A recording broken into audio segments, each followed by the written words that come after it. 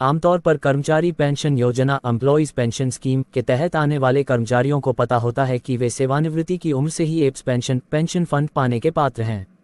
हालांकि बहुत से लोग यह नहीं जानते हैं कि अगर उन्हें 20 साल से अधिक समय तक कर्मचारी भविष्य निधि ईपीएफ के तहत कवर किया गया है तो वे बोनस के भी हकदार हैं। यह बोनस पेंशन योजना के तहत निर्दिष्ट अतिरिक्त सेवा वर्षों के रूप में दिया जाता है। एक बार जब यह बोनस आपकी सेवा के वर्षों में जोड़ दिया जाता है तो यह उस पेंशन राशि को बढ़ा देता है जिसे आप प्राप्त करने के पात्र हैं।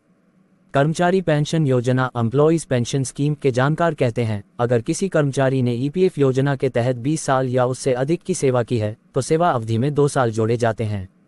यह सेवा अवधि एक नियोक्ता या विभिन्न नियोक्ताओं के साथ हो सकती है, बशर्ते वे ईपीएफ योजना के तहत कवर हों। ध्यान दें कि एप्स पेंशन फंड के तहत अधिकतम सेवा अवधि 35 वर्ष है।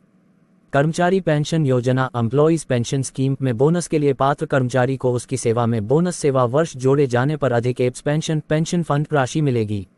यह पेंशन योग्य वेतन एक्स पेंशन योग्य सेवा वर्ष 70 के तहत गणना करके किया जाता है। आइए एक उदाहरण लेते हैं जहां एक कर्मचारी ने ईपीएफ और ईपीएस खातों में लगातार योगदान करते हुए कई नियोक्ताओं के साथ 21 वर्षों तक काम किया है। ईपीएफ कानून के मुताबिक एप्स पेंशन फंड योग्य वेतन की अधिकतम सीमा 15,000 रुपये है। पात्र पेंशन राशि रु 4,500 15,000 x 2170। अब पेंशन योग्य सेवा वर्षों में बोनस सेवा वर्ष 2 वर्ष जोड़ने पर पेंशन की राशि 4,929 15,000 x 2370 रुपये हो जाएगी। बोनस सेवा वर्ष जोड़ने के कारण कर्मचारी पेंशन योजना एम्प्लॉयज़ पेंशन स्कीम में पेंशन राशि में 429 रुपये की वृद्धि हुई है। अगर आप संगठित क्षेत्र में काम करते हैं तो आपके लिए अच्छी खबर है, क्योंकि ईपीएफओ जल्द ही ईपीएस को लेकर नियमों में बदलाव करने जा रहा है, जिसके बाद आपकी मासिक पेंशन बढ़ जाएगी। मीडिया रिपोर्ट्स के मुताबिक यह मामला फिलहाल सुप्रीम कोर्ट में विचाराधीन है।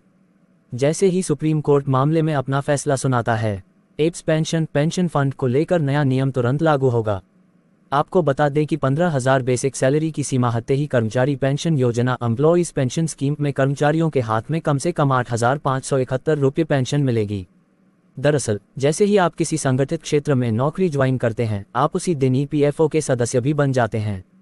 सरकारी आंकड़ों के मुताबिक हर कर्मचारी अपनी बेसिक सैलरी का 12% ईपीएफओ को देता है। एप्स पेंशन फंड नियम के मुताबिक आपके संगठन की तरफ से पीएफ खाते में सिर्फ 12% पैसा ही जमा होता है। इसमें एक हिस्सा कर्मचारी पेंशन योजना एम्प्लॉयज़ पेंशन स्कीम 8.33 का भी है, जिनका पात्र वेतन मात्र 15,000 रुपये रखा गया है, जिससे कर्मचारियों की पेंशन नहीं बढ़ाई जा रही है। आपको बता दें कि जब आप सेवाएं पूरी करने के बाद रिटायर होते हैं तो पेंशन की गणना 15,000 रुपये के वेतन से की जाती है, यानी 15,000 रुपये 8.33% यानी करीब 1,250 रुपये। जानकारों के मुताबिक इस हिसाब से एक कर्मचारी को रिटायरमेंट के बाद अधिकतम 7,500 रुपये ही एप्स पेंशन फंड मिल सकती है। इस 15,000 की सीमा को ही बढ़ाने की बात चल रही है। यदि यह सीमा समाप्त हो जाती है तो निश्चित रूप से कर्मचारी पेंशन योजना एम्प्लॉयज़ पेंशन स्कीम में कर्मचारियों की मासिक पेंशन दोगुनी हो सकती है। दोबारा मुलाकात होगी ऐसे ही किसी नए अपडेट के